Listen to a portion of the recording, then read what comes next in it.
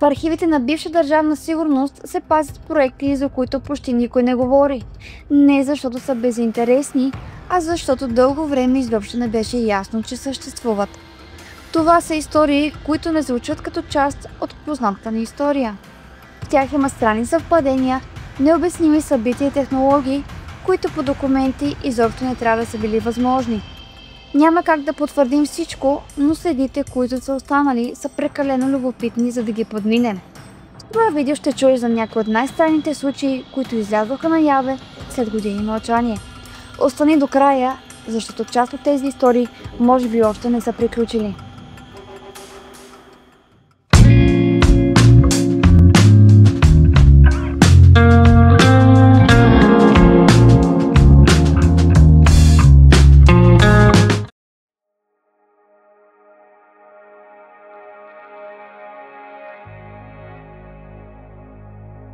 В края на 70-те години, след тишината на Средна гора, се създава зона с ограничен достъп.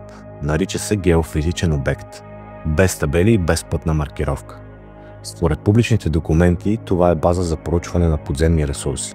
Но малкото, което излиза от разсекретените архиви и разказите на хората от околните села, показва друго.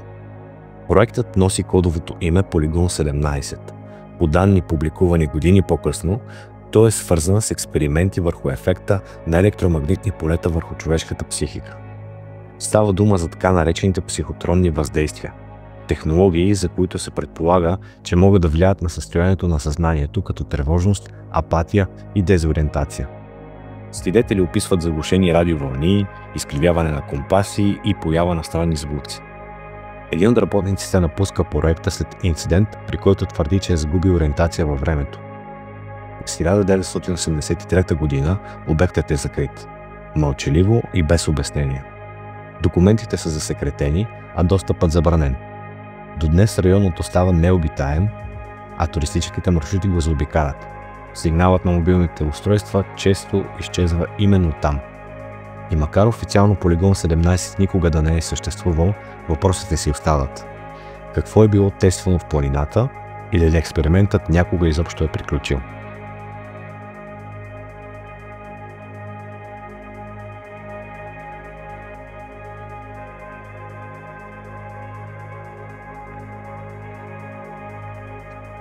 По време на последните години на режима, в края на 80-те, започват опити убити в тишина. Един от тях е проект с кодово име Елебас. Официално се води научна програма за изследване на атмосферни явления. Неофициално опити да се проектира светлинни образи в небето чрез високочестотни вълни. Тогава за първи път се появява синьо сияние в нощното небе, описано от очевидци като трептяща завеса, която пулсира. Военните пристигат часове по-късно и затварят достъпа. Радиостанции в района започват да засичат неидентифицирани честоти, шептящи гласове, повторения на числа, прекъснати съобщения. Няколко седмици по-късно жители от близките села започват да се оплакват от главоболие, безсъние и усещане за натиск в черепа. Лекарите не намират нищо. Официално сиянието не се е случвало. Проектът е прекратен след 1989 година, а името Елебас изчезва от всякакви справки. И все пак някой твърдят, че понякога в безлунните нощи синята светлина пак се появява. Не за дълго, само за онези, които знаят къде да гледат.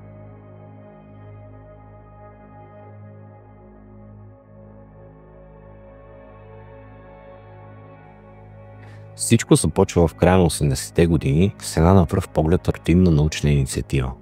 Проект Енигма – генетично проучване на древни останки, открити в могили из Южна България.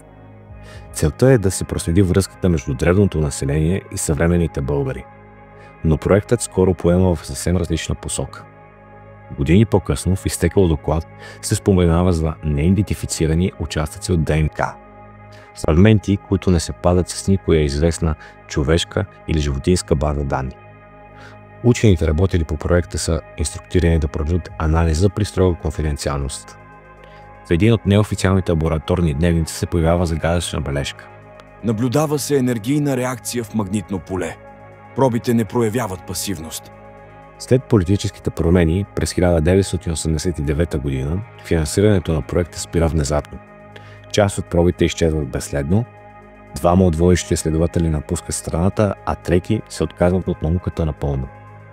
От тогава никой официално не споменава Енигма, но според някои източници в архивите на няколко частни лаборатории все още се пазят запечатани контейнери с надпис Е.47. Какво е било открито, какво не е трябвало да излезе наяве, никой не казва. Може би, защото никой не би повярвал.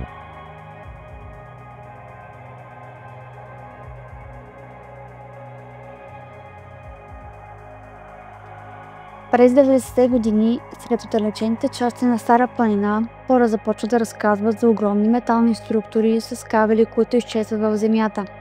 Никой не знае защо са там, военните не отговарят и тогава се появява името HARP-BG. Неофициално проектът е български опит да се тества взаимодействие върху атмосферата чрез честоти, подобни на американския HARP. Само че тук не става дума за изследване, а за опити.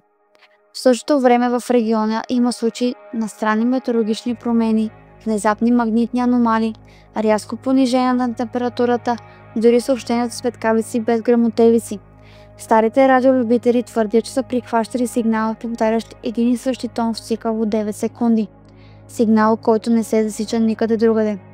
През 1997 година съоръженията са демонтирани, бетонните основи остават, но всичко друго изчезва, включително хората, които са работили там. Днес мястото е обрасло, но компасите още не работят правилно и ако застанеш достатъчно дълго на ръба на поляната, където преди е била главната антена, казват, че ушите ти ще започнат да звънят.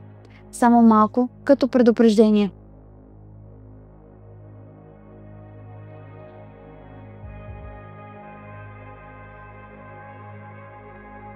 В средата на 80-те години в България стартира необичаен проект с кодовото име ОКО. Целта му е изследване на така наречения висш интелект, чрез хипноза, медитивни практики и строго контролирана среда.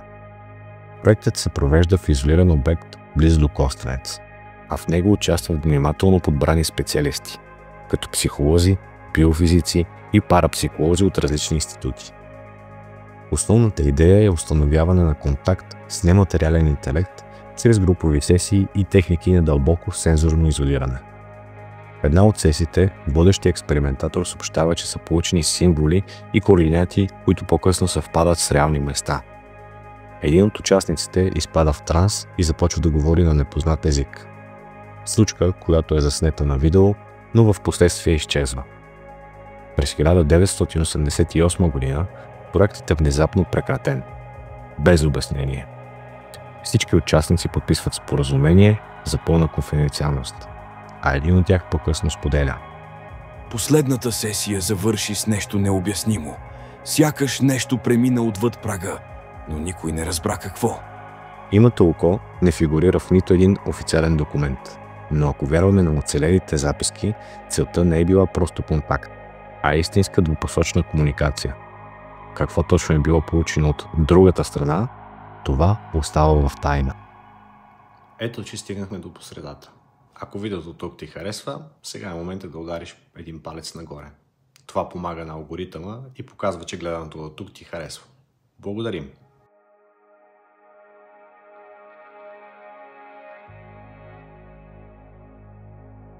Късно през 1987 година група изследователи стартира опити върху човешко съзнание в състояние на сън.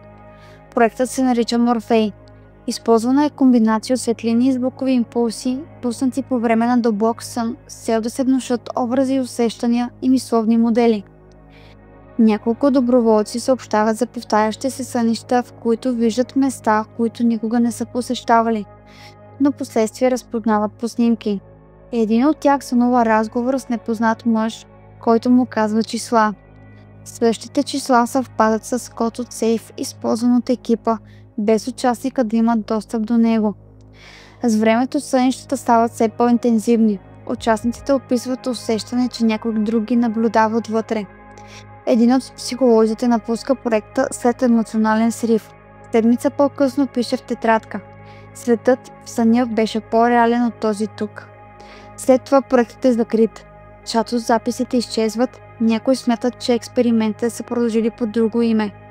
А въпросът остава: ако можеш да програмираш човек докато спи, можеш ли да го накараш да вярва, че това е неговата реалност?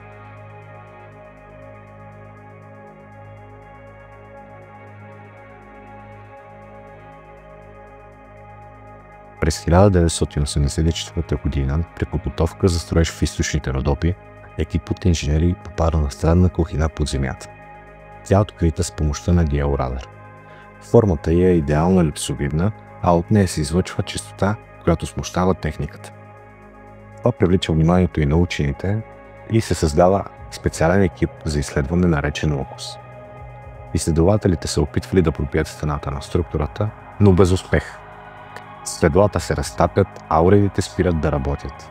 Една нощ, по време на допълнителни сондажи, земята леко се разтърсва, без да има земетресение.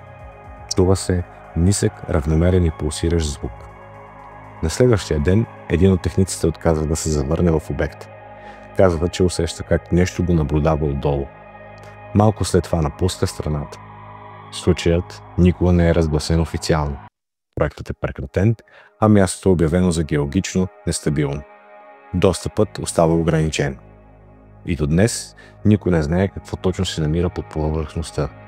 Но едно е сигурно: тези, които са били там, или не искат да говорят, или не си спомнят.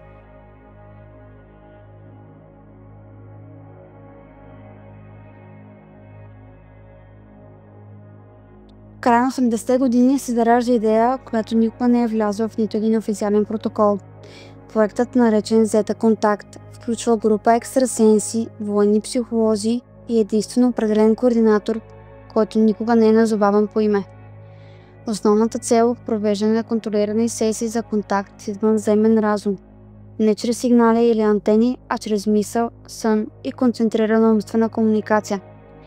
Свидетели, които по-късно проговарят, твърдят, че по време на една от сесиите участник започва да записва символи, които съвпадат с неизвестен език, появил се върху обект, докаран от СССР след падането на НЛО.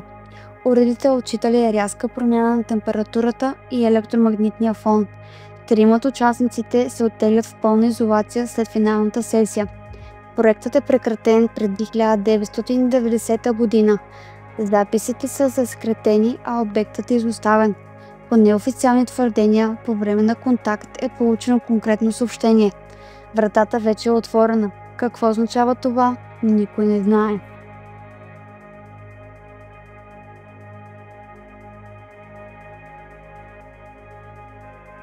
През 1992 година в база в района на Лозен планина започват тестове с оборудване, което отчита необичайни времеви отклонения. Проектът се води под името Временна брама. Инженери наблюдават, че часовниците започват да се разминават, а камерите за наблюдение записват кадри, които никой не помни да се случвали. Един от учените остава в изолираната зона за по-дълъг период. Когато излиза, твърди, че е бил вътре само 5 минути, но останалите часовници показват, че са минали 6 часа. Записите показват, че той е седял неподвижно с отворени очи през цялото време. Екипът започва да говори за локализирана временна нестабилност. Нещо, което се променя не само самото време, а в възприятието за него. Проектът е прекратен след психически срив на 3 участници. Местността е затворена, а онези, които са работили там, не искат да се връщат. Един от тях пише в личния си дневник: не беше тунел, беше огледало.